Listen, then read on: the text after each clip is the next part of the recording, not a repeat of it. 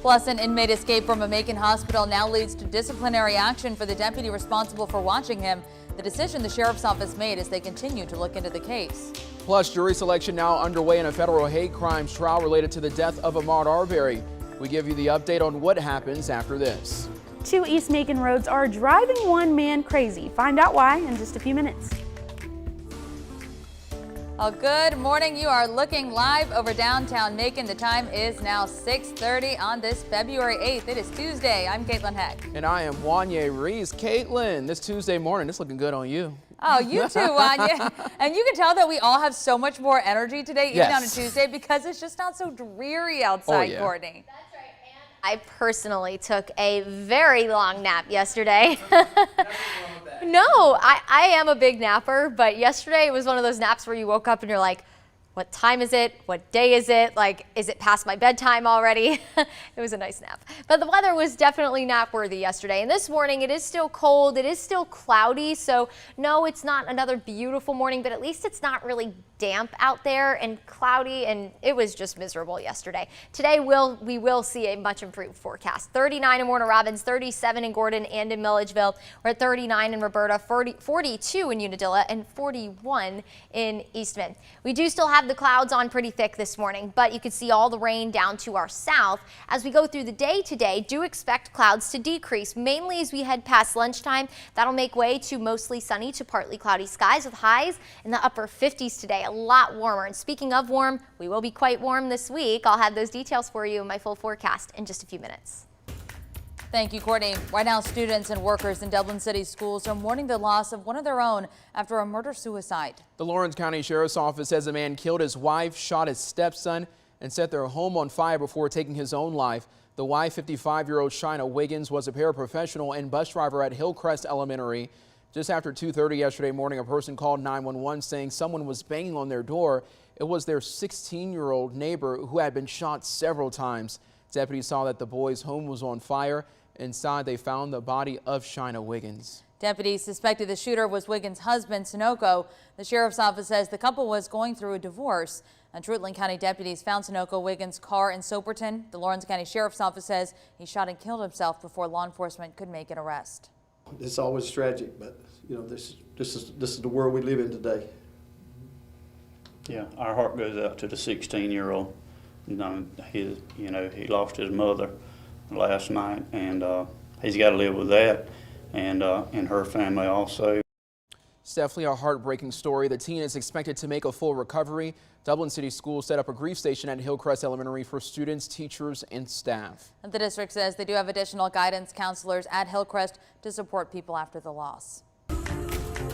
A Bibb County deputy is sitting at home for a little while following an inmate escape last week. We've reported that 20-year-old Hakeem Barrett was at Atrium Health Navicent getting treatment Friday afternoon when he went into the restroom, climbed through the ceiling, made his way to a hallway, and then ran away. Sheriff David Davis says witnesses in video confirmed what happened. Deputies found Barrett Sunday morning. The deputy responsible for watching the inmate at the hospital last week is currently on leave as the sheriff's office investigates. Now to some headlines from across the state. Atlanta police say an officer faces a long road of recovery after a shooting yesterday afternoon. Police went to arrest a man wanted in connection to an armed robbery and aggravated assault from last year. They say he is a known gang member. While an officer tried to arrest the man, the two got into a fight, ending with the suspect taking out a gun and shooting the officer. Police later took 22-year-old Christian Eppinger into custody. They say he will face a series of felony charges. 30 potential jurors will move to the next round of questioning in the federal hate crimes trial for 3 men convicted of murdering Ahmaud Arbery. A judge dismissed the other 22 people questioned yesterday. Roughly 1,000 people across 43 Georgia counties got jury duty notices for this trial. It's an effort to get a fair and impartial final jury of 12 jurors and 4 alternates. The federal hate crimes indictment alleges father and son Gregory and Travis McMichael, along with William Roddy Bryan, willfully interfered with Arbery because of his race and color, which resulted in his death. The race to become Georgia's next leader will now feature one less candidate. Former state representative Vernon Jones announced he's dropping out. He endorsed Perdue as Georgia's next governor. Jones says he will instead run for Congress for the 10th district congressional seat. That's currently held by Jody Hice, who chose to run for Secretary of State. Meanwhile, the top Republican candidates for governor are battling out in the courtroom. A federal judge recently ruled that a leadership committee Governor Brian Kemp created under a new state law must stop spending money to get the governor reelected during the Republican primary. Purdue filed a lawsuit last month challenging the new law. A judge issued an order granting an injunction. Well, former Atlanta Mayor Keisha Lance Bottoms now has a new job. Yesterday morning, she announced she is joining CNN as a political commentator. This new job will be in addition to other unpaid roles Bottoms has out of office. She's currently serving as vice chair of civic engagement and voter protection for the Democratic National Committee. She also still works with Clark Atlanta University. Last year, she was named an honorary HBCU Executive Leadership Institute fellow at the school. Bottoms completed her term as Atlanta's mayor at the start of this year. And today, a legislative committee is expected to vote on a bill to amend Georgia's hands-free law. State Senator Frank Jenn sponsored the legislation. He says it allows drivers to watch their surroundings peripherally rather than trying to sneak a look at their phone.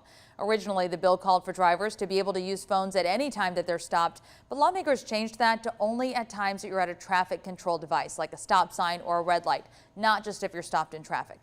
Even if the bill does pass the committee vote, it still has to pass both chambers and get the governor's signature to become law. Speaking of the roads, Bibb County leaders hope to make Macon Street safer for pedestrians, and that means hearing from you. They held a town hall last night to listen to some of your ideas. There's danger, and now, as you know, in the news, we've had a very unfortunate accident that resulted in a death. Now that's Connie Carey, and she hopes that the city's recent efforts will cut down excessive speeding on Ridge Avenue. The county added electronic speed signs to the road last week. The county hopes to add them in more neighborhoods and wants the support from the community. Now, Commissioner Al Tillman says he's particularly interested in the Ridge Avenue area in Mumford Road. Macon-Bibb is one of those communities where there's a lot of fatalities and accidents. And so what we want to do is educate people on how you can get speed bumps in your area. Tillman says temporary speed bumps should be here within the next 30 to 60 days. They hope installing them will train people to slow down so the county can remove them within the next year or two. Mayor Lester Miller says in the future the county will also install cameras in school zones. Well, over $800,000 could come to a nonprofit. That's one of the items Bibb County leaders will talk about during their work session today. The money would come from American Rescue Plan funds, and commissioners will consider handing it out to a company called One World Link. The ordinance, sponsored by Mayor Lester Miller, shows the deal between the county and nonprofit is for crime intervention and prevention. One World Link's website says the nonprofit uses technology and research to work with youth groups, adults, and institutions to create programs specific to their community's needs. Commissioners meet this morning at 9. Also today, the Macon Water Authority will host a town hall to talk about their stormwater management program. The county says the authority will also discuss the user fee and how to apply for stormwater credits to cut down on it. That meeting is at St. Peter's Missionary Baptist Church on Fort Hill Street from 5 until 7 tonight. All right, the time is now 6:38. As soon as I walked outside this morning, I was like, you know what? It's cold, but it's much better than yesterday, and it just kind of put a little extra pep in my step this morning. That's right. And this afternoon, the forecast is only going to continue to improve. Thankfully, we'll actually see some sunshine today. The temperatures will be warmer. Overall, it'll be a much nicer Tuesday. Yesterday was just nothing short of dreary. Now, do want to keep in mind this week is Severe Weather Preparedness Week. No, we do not have any severe weather, thankfully, on the way this week at all, but we're heading closer to spring, and with spring naturally comes the warmer air, more instability, more fuel for storms, and more fuel for severe storms. So today we're covering thunderstorms, and we want to clarify what a watch and a warning are. Very important to know. When we say there's a severe thunderstorm watch, that means conditions are favorable for severe weather, but there is not currently a severe thunderstorm happening. That is a warning. When there is physically a severe thunderstorm in the area, that's when you normally see us on Facebook Live, sometimes on TV, to let you know that you need to take shelter, because severe thunderstorms, they are very dangerous. And here are the criteria for severe thunderstorms. 58-mile-per-hour wind gusts or higher, 1-inch diameter hail, or also a tornado. That also is possible. There are some times when we get those alerts from the National Weather Service that there's a severe thunderstorm warning thanks to 60-mile-per-hour wind gusts, but also sometimes you have that verbiage of tornado possible. And then, of course, if the radar indicates that there's a tornado, then that's when we go into the tornado warning. Something else to keep in mind with thunderstorms, you naturally get lightning. You can't have one without the other. And a way to know how far away lightning is, once you see the flash, you count to 5 and you continue to count in increments of 5. So say you count to 10, that's when you hear thunder. The lightning strike was 2 miles away. So we go by that 30-30 rule. You want to be able to count to 30. And if you can count to 30, you still need to head inside, because lightning, it can go stretch for miles. It doesn't necessarily have to happen where it's currently raining. Lightning is a monster. It also can be 5 times hotter than the sun. Now that I can get off of my severe thunderstorm soapbox, we'll talk about the weather here at home. Thankfully, no thunderstorms in the forecast, but it is very important as we head into a more stormy season that you do know the dangers that come with thunderstorms. 39 in Macon and Warner Robins. We're at 37 in Gordon, 37 in Forsyth, 39 in Roberta, 42 in Unadilla, 41 in Dublin, and 37 in Milledgeville. It's a cold morning out there. You are going to want to grab that coat as you head out the door. Any kind of rain all the way down to our south near the Waycross, Georgia area and across the Florida Peninsula. It's all along a very expansive front that's going all the way along the Atlantic coast, so a very far stretch. We also have a front to our north, and all this is doing is helping to allow a little extra lift for those cloudy skies this morning that the front to our south is trapping in. It's trapping in a lot of moisture, so that's going to give us the cloud cover this morning.